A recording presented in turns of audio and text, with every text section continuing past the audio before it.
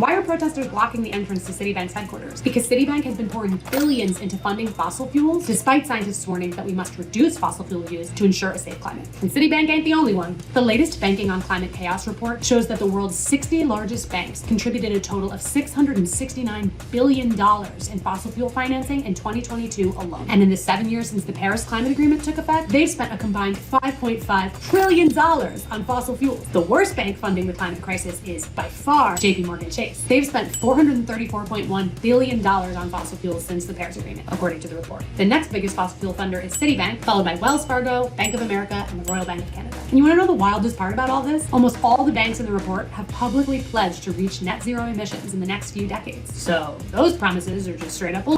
So what do we do about it? Well, big banks need external pressure because internally, they're a hot mess. Their boards are controlled by people with massive climate conflicts of interest. For example, Theodore Craver, a board member at Wells Fargo, is also on the board of Duke Energy, a power company with significant coal and gas holdings. And that's just one example of many. But we know external pressure can work. External pressure from activists, after all, is a big reason why every major US bank has now come out against Arctic oil drilling. So if you want to know if your bank is on the list, check out the rest of the Banking on Climate Chaos report and look up some of the organizations working on pressure campaigns against big banks. Because if we want to disrupt the flow of carbon into the atmosphere, then we have to disrupt the flow of money into fossil fuels.